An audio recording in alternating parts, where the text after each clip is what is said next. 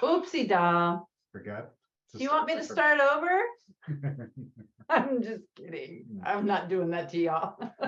So just as a quick plug, if you have not witnessed or participated in World Service at this we are in a new generation here. We have been hybrid.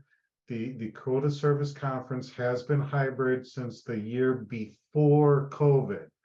We cut our teeth the year before COVID, and then talk about timing, because we were thrown in the deep end of the pool, whereas entirely virtual in 2020.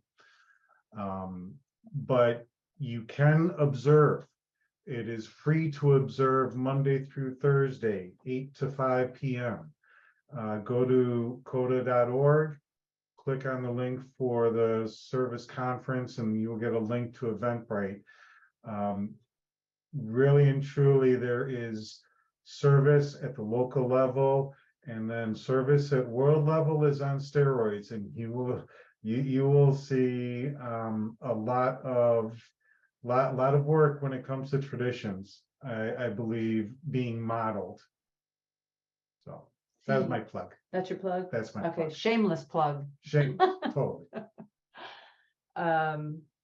Yeah. So, and the way I describe the CoDA Service Conference, you know how y'all have a business meeting sometimes, maybe after your regular meeting, or, you know, going to your intergroup. Yeah, the CoDA Service Conference is a 3.5-day business meeting.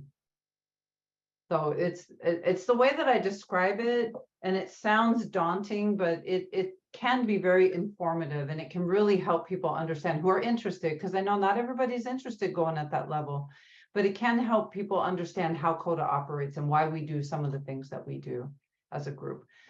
So I didn't realize we were still screen sharing because I moved it to brainstorming, but we're going to do some brainstorming. And this is the question, if you guys can kind of have this in your mind while I get us ready.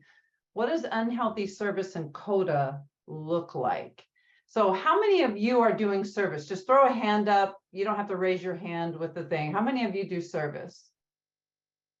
Excellent. I see a whole bunch of. Yeah, I do. And that's great. Thank you. And so we really wanted to look at this as the healthy versus unhealthy, not doing the same old, okay, it's really good to do service because it does this for you and you get all these great benefits. We really wanted to focus on it just a little bit different, that little bit of a slant of the head and a tweak of let's look at it from a different perspective. And so if you could be thinking about what does unhealthy service in CoDA look like, what we're going to do, this is the time where everybody can unmute themselves when they're ready to talk. So if our host needs to get that set up, that would be great. What we are going to do is, all right, so what does unhealthy service in CoDA look like? So one of the things that we do sometimes, we'll brainstorm and we'll hear different ideas from you. So what we would like you to do, you can raise your hand if you want. Ooh, okay. So you were, I think you knew our game. You threw that hand up in a hurry.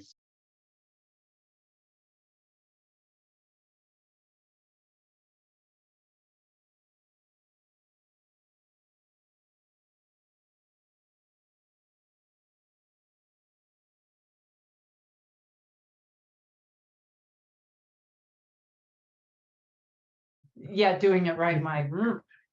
Yeah. Thank you. I resemble that myself. Your turn.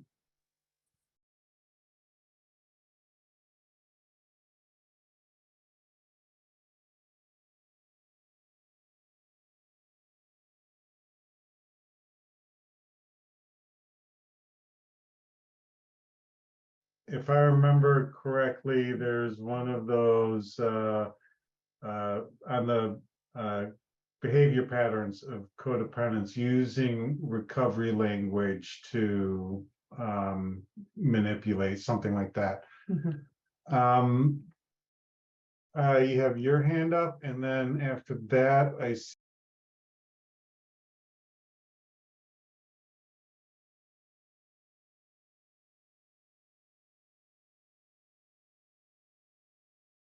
Wow, Biggin. That's a big one. Thank you. Thank you.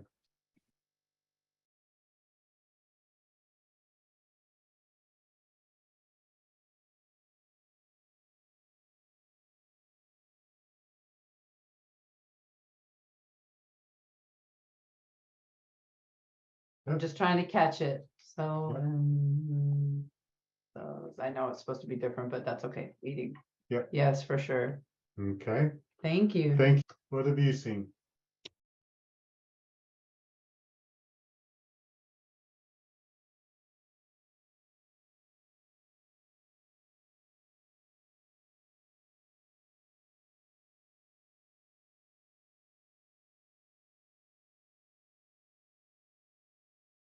Thank you. Thank you. So that's where we're at right now.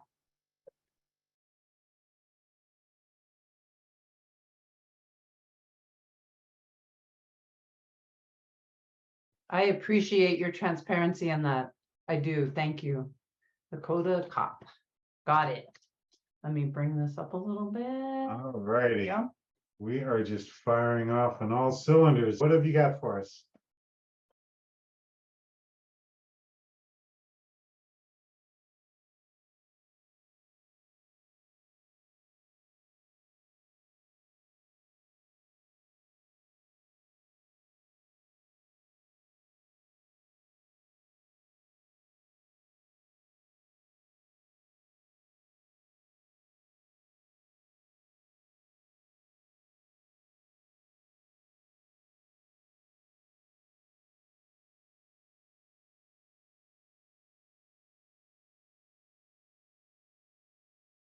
We've got you, and then we're gonna move on to talking about some of the traditions that jumped out for us. Do you remember? We were just having a little personal group conscience right there. Sorry. Uh-oh, we can't hear you. Oh, ¿qué pasó? Okay, try again. Nope. No, volume up maybe? Okay, type what you want in chat and I'll copy it in. Okay, if there's anybody else that doesn't want to or know how to do the raise hand thing and just wants to unmute and do a little shout out, that would be okay too, and I can get it in the list. Can we just have at least 5 more minutes? Okay, Okay, thank all you. right, we'll be flexible. He's being flexible. All right. I appreciate that. Anybody else have any thoughts about unhealthy service? Maybe something you've witnessed, something maybe you've done, as you've heard some of us admit. Let me get the chat here. Where'd it go? Taking others' inventory. Yeah. Yeah, I've seen that happen, and I've been guilty too. I've seen that in the mirror. Okay, we do myself. have another hand up. Okay, see that you've raised your hand.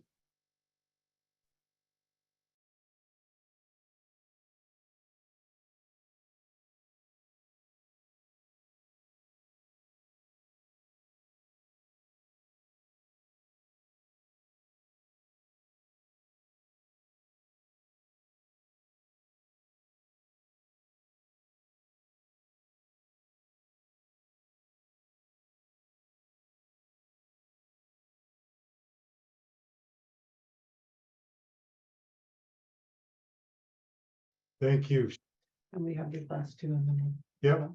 Okay, I'm gonna call on next, and then we'll take one last share from.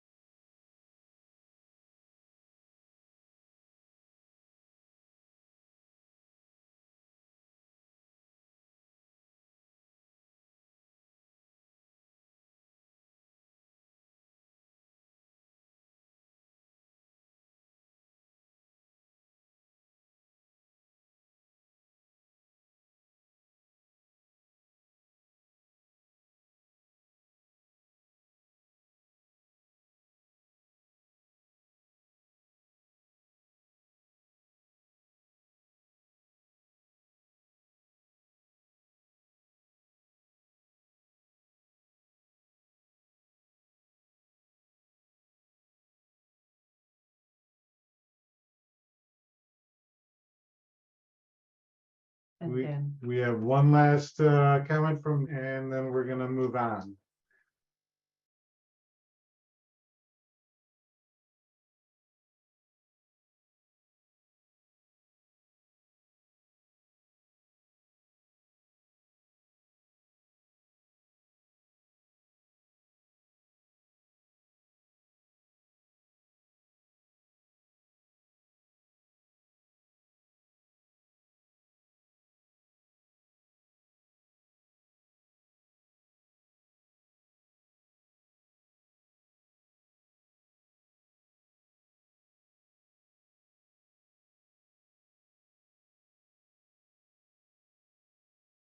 don't want to, go ahead.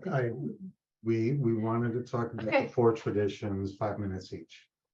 So if you could keep your thought, we are going to have an extended Q&A at the end, but we would like to move on to talk about some of the traditions that are important to us in doing service work. So I Oh, go ahead. believe you started with, I'll stop, sure. yeah. Yeah, so actually I wanted to keep that list up. Are you guys okay if I keep the list up while we talk? Because I kind of wanted to be able to reference some of the things that are there in relation to some of the 2 traditions that I'm going to talk about. So I'm going to go back to sharing that screen. Okay. So we know, Chris and I were talking and we said, all the traditions help us to have healthy, loving relationships and service work within the group setting. But we didn't have the kind of time to be able to talk about all of them. So we both chose a couple of them that we wanted to talk about. And our hope was that we would make connections with some of the unhealthy behaviors and be able to bring that into the healthy side of the traditions. And then, of course, as I stated earlier, that we would look at tradition 12 in a little more depth around this. So one of the ones that I wanted to talk about was tradition 1, and tradition 1 reads, I'll just read it. Our common welfare should come first. Personal recovery depends upon CoDA unity. And so common welfare, what does that look like? Well, when we look at some of the behaviors that we're seeing here, for me, common welfare meant what was common for all. We're all here for the same reason. And I know for me that some of the behaviors that are seen there and that I even got involved in was because I wasn't thinking about common welfare. I wasn't thinking about the fact. This is a fact. All of us are here for basically the same reason. We all got some people problems, relationship problems, whatever you want to call it. And so sometimes I would forget that. And so for me, tradition 1 helps me to remember common welfare, the welfare of all, not just members, not just the people in the room, but also those people that haven't got here yet, the still suffering codependent that we as a fellowship are tasked with trying to reach, right? And so for me, tradition 1 talks about that. In addition, unity. If I'm engaging in behaviors that takes away from unity, that hurts CoDA. And if that hurts CoDA, that means CoDA may not be here for some of us who still need CoDA. Because even though I've been in for a while, guess what? I still need CoDA. I haven't graduated. I haven't arrived. I'm not all better. I still have codependent behaviors that come up. You can ask him, he'll tell you. No, I won't. No, he won't, but it's true. And I really try to be open about that because I believe that some people think when you get time, it's not going to happen anymore. And it's just not true. It doesn't happen that way. I still get triggered just like anybody else. And if I can't get that pause in there. And so look at some of the behaviors that we talked about here. People getting burned out, people feeling fearful and doing things out of fear. What I learned is fear leads to control. And somebody mentioned the coup that took place in early CoDA history, and it was driven by fear and control. This happens. And so remembering that we're all here for the same reason and that the desired way of conducting our business and working together is unity helps overcome a lot of what's here. Tradition 2 was the other one that I brought up, and this one I'm very passionate about, the group conscience process. For our group purpose, there is but one ultimate authority, a loving higher power as expressed to our group conscience. Our leaders are but trusted servants, they do not govern. So if we think about some of the things that we heard here, the group's purpose, ideally the group's purpose is to carry the message of recovery from codependency to others, right? Going with that, there's one authority, and it's not me, and it's not you, and it's not anybody sitting in the room or sitting within that service group that we're working with. That one authority is a higher power. How do we know who the higher power is? Expressed through the group conscience process, which is a democratic process. One of the things that was very powerful for me with the group conscience process, I was never listened to.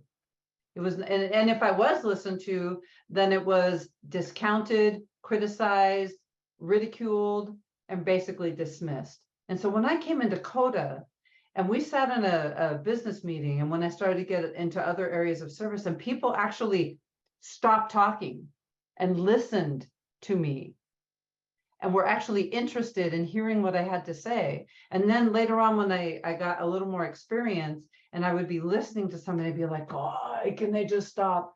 But what I had to remember was that people listened to me, and maybe they were saying the same thing about me, right?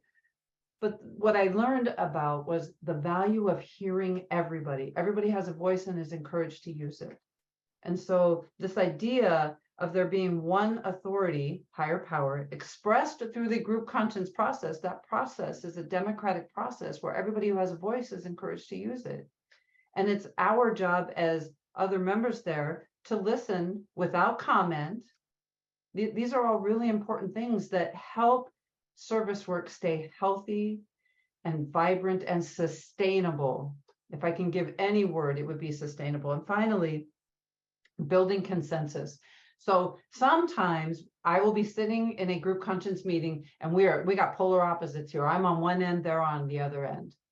And the goal is to find the middle ground. The goal is to find as much middle ground as possible. And for me, I'm very passionate about this as well. This is not about lobbying and swaying to get you to come to my side.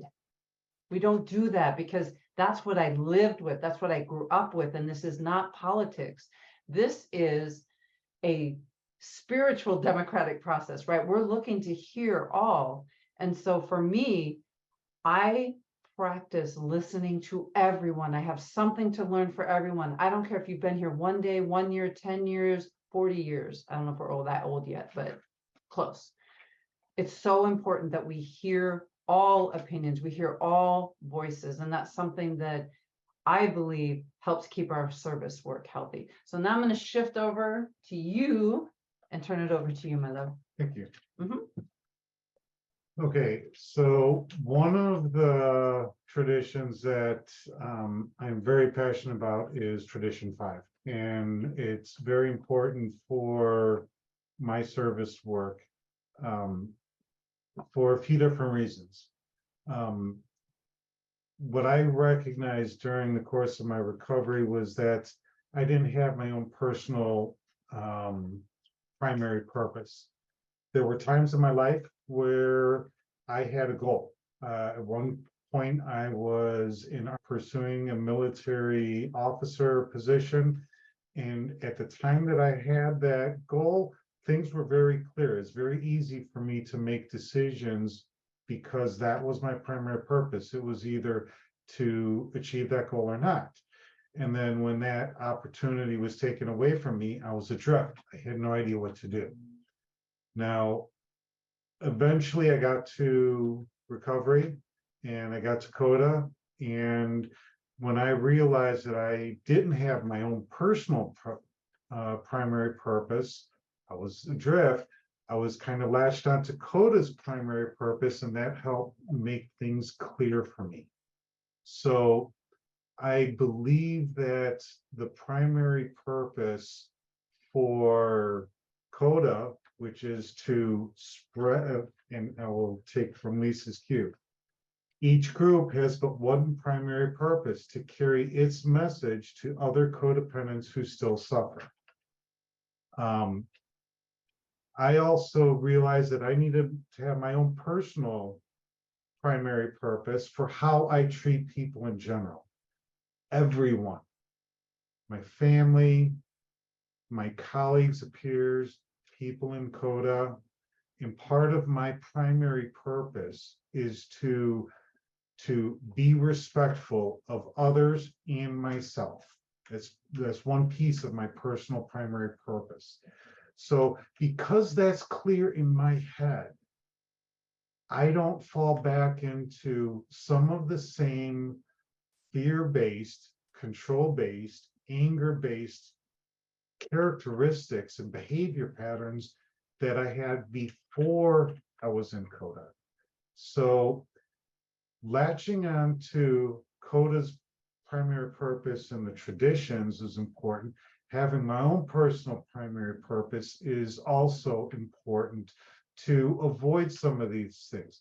When you guys were sharing your brainstorming, I can't tell you, there's at least half, if not 3/4 of these that I had memories, very clear memories of doing myself, either before I was in recovery or during my first few years of recovery, before I started studying the traditions and trying to apply the traditions to my recovery and my behaviors.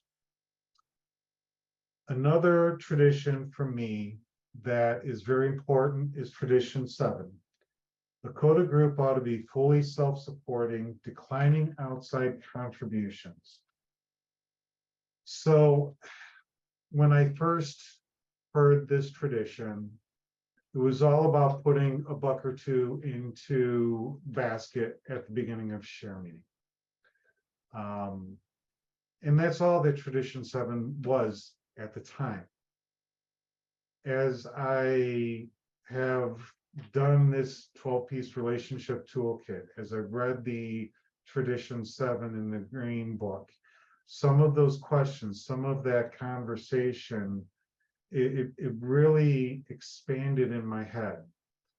Now, before I was in recovery, I was a perfectionist and I was a procrastinator, which kind of goes hand in hand with perfectionism.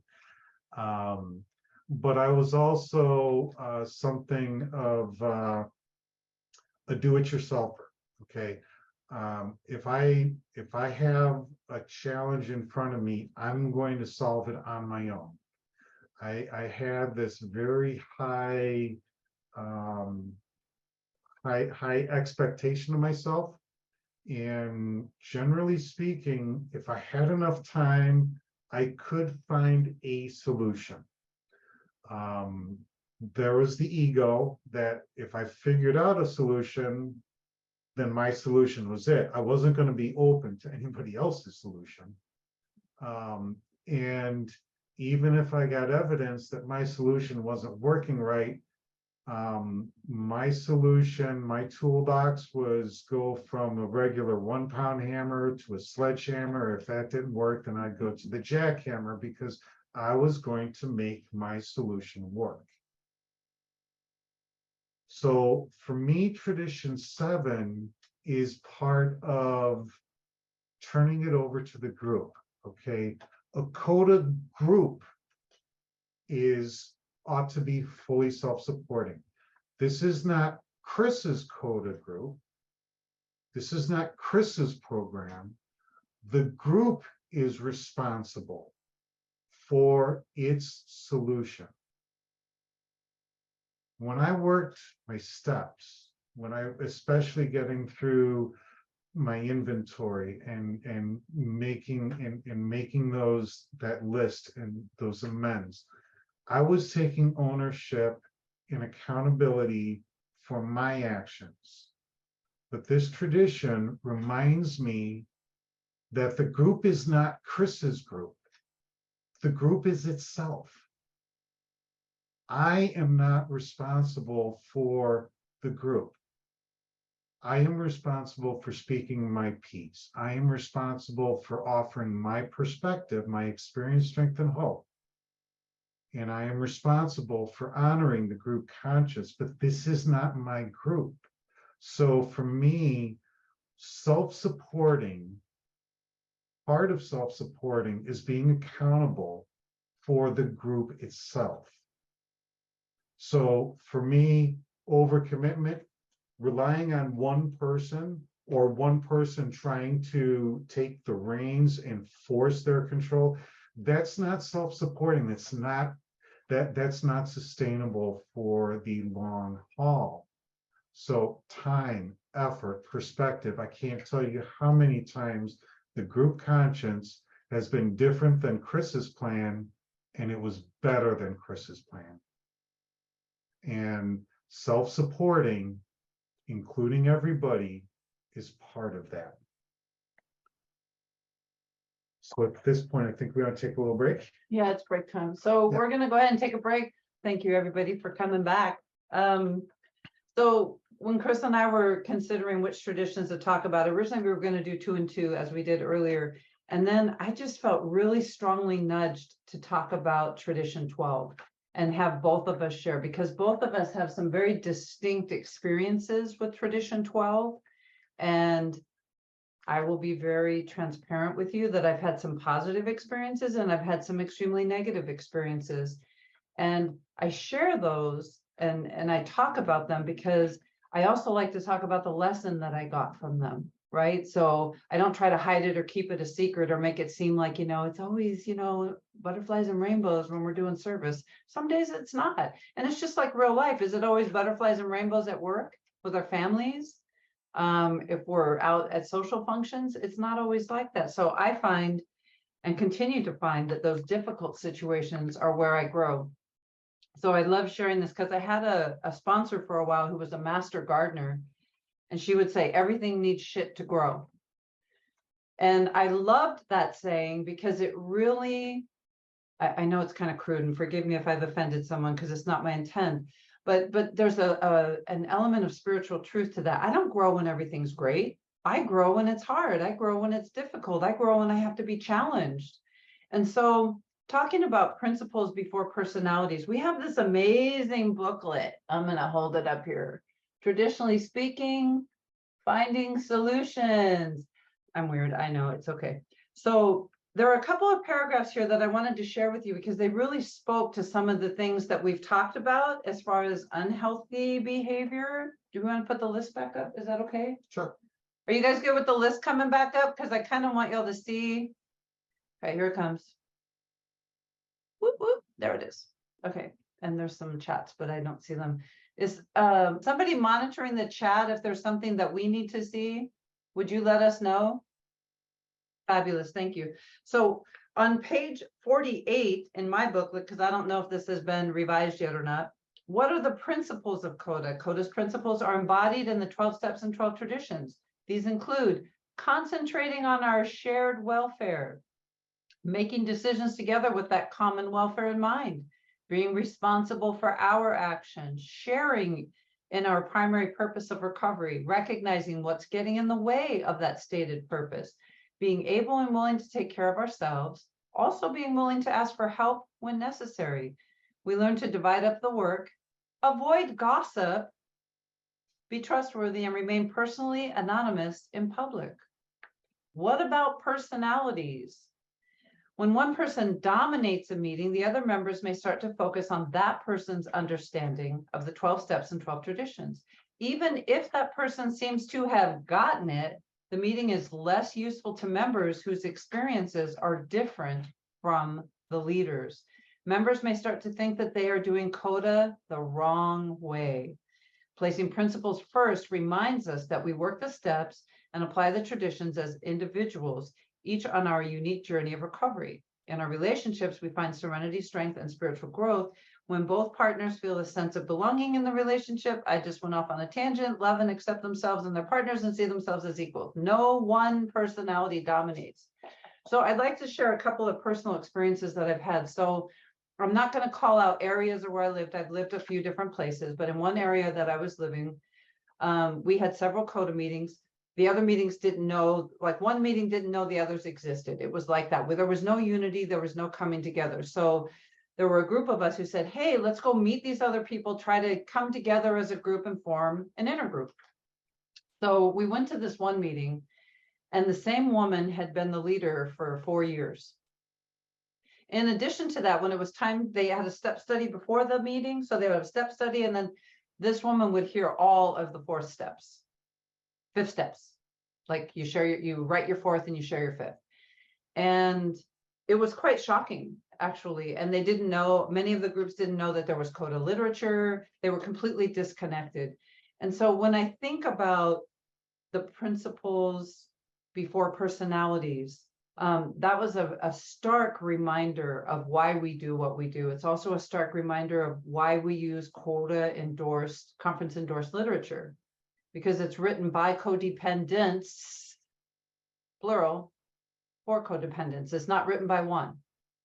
And that's the danger of bringing in outside literature. If I bring in outside literature written by Buttercup, and Buttercup has her perspective, or it could be his, it could be anybody.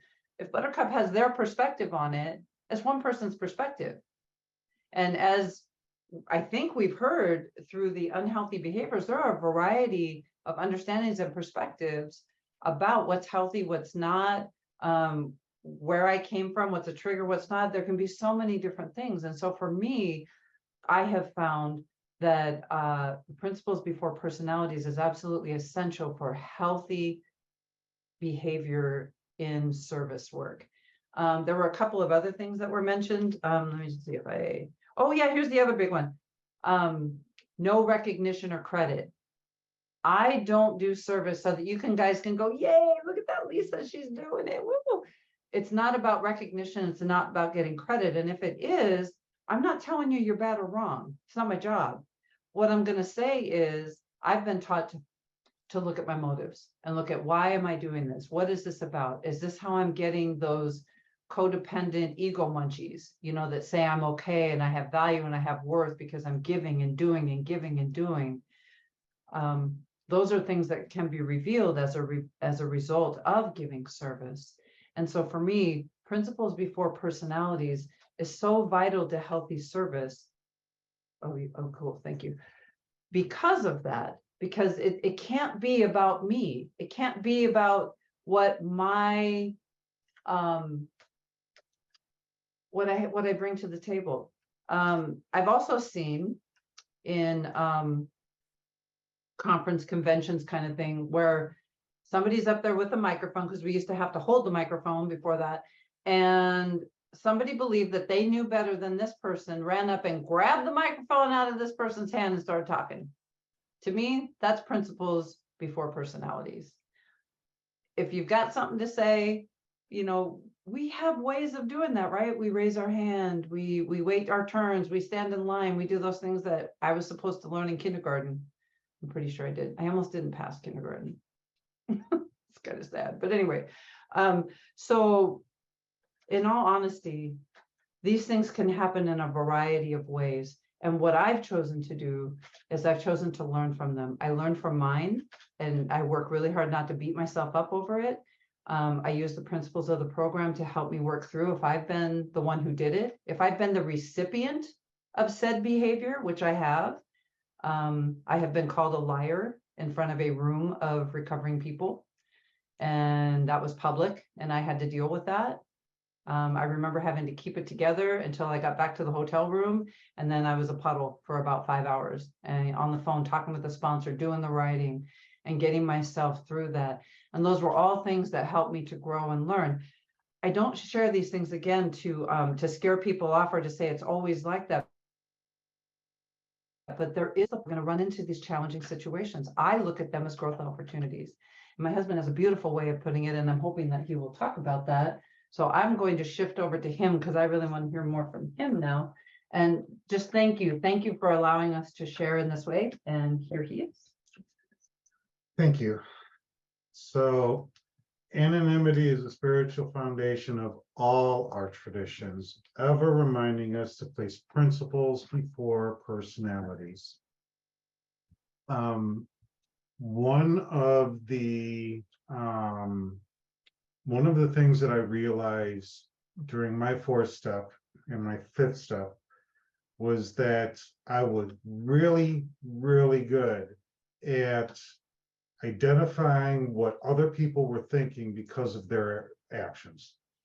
My first step meeting, or my first CoDA meeting, and I remember the exact day and place that it was. And I read the list of characteristics or behavior patterns, and I had my inventory completely figured out.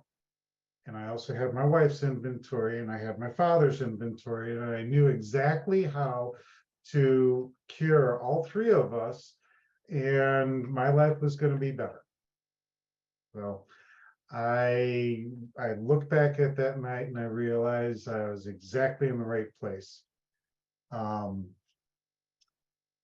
And lo and behold, I did not do 12 steps in 12 weeks and graduate.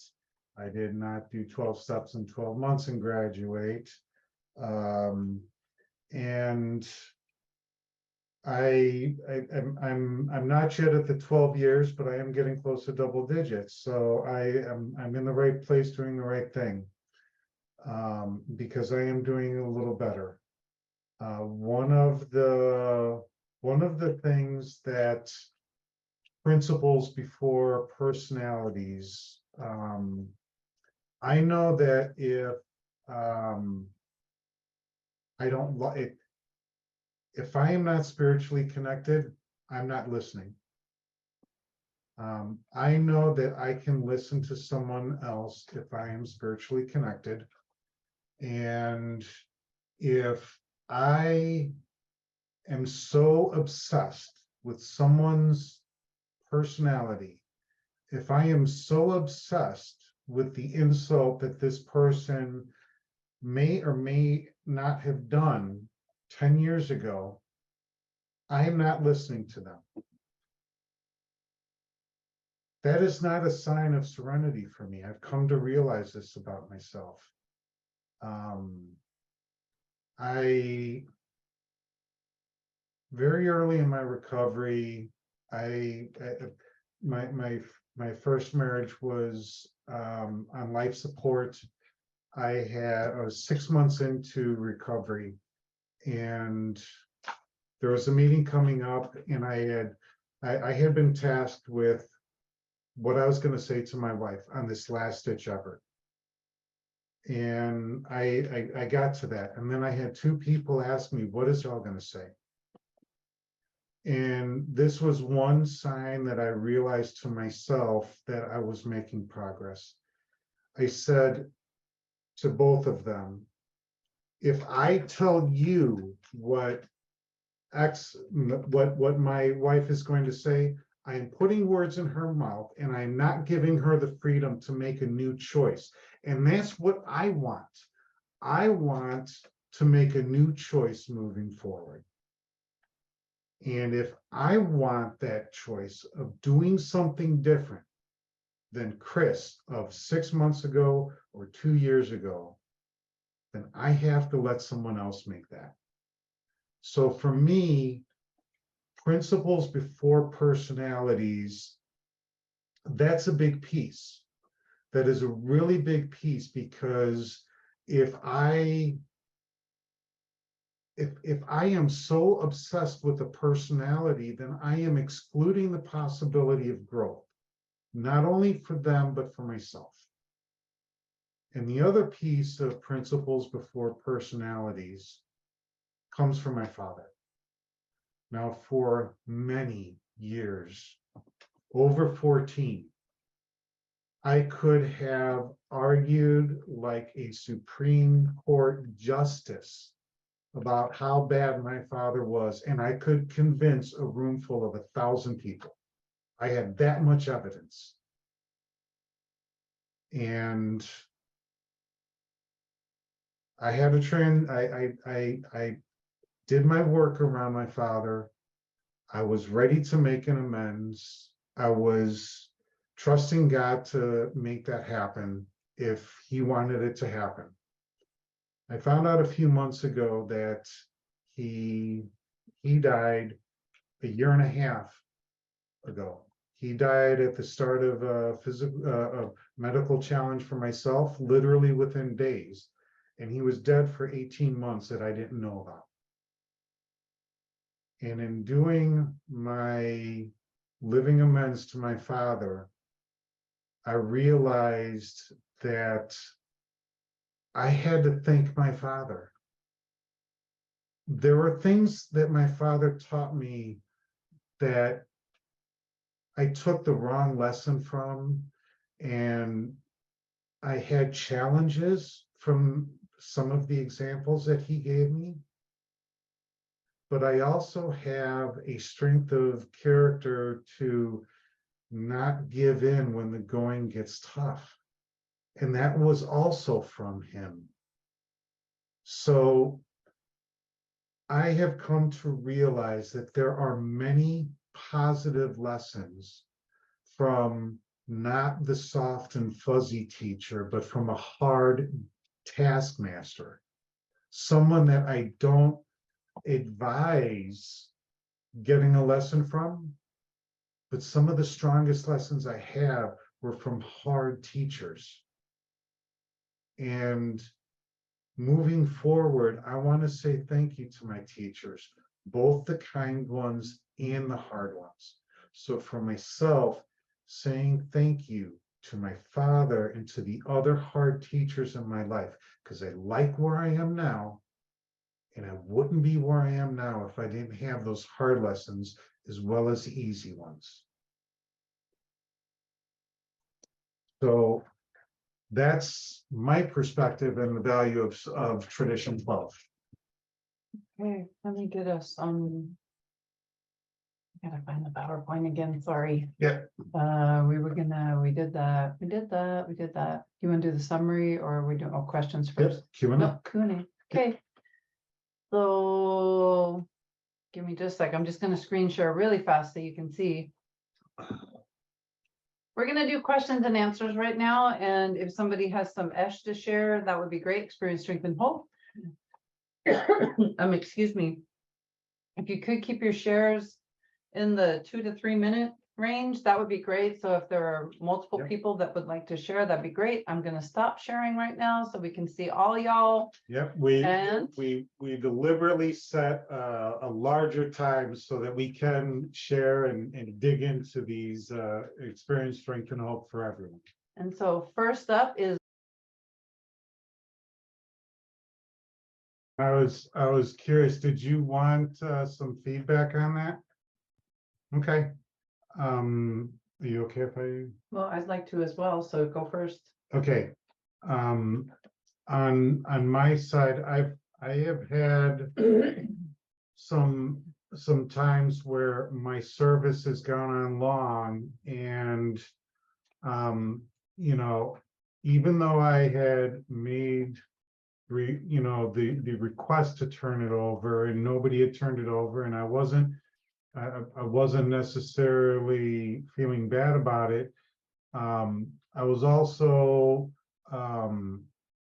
I was cautious about holding on to it to the point where it did become a resentment. And eventually I came to the decision that, okay, I have politely tried to rotate service position.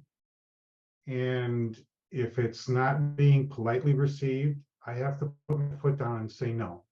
And whether there was nobody who immediately jumped up and said yes, if nobody jumped up, then in my case as a delegate, I went, I basically threw the gauntlet down and said, somebody needs to pick it up or we aren't going to be voting at next year's conference.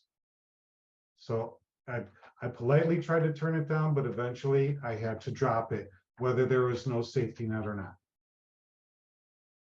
Right, and I had a very similar experience where there was no reason for someone to step up because I was doing it all.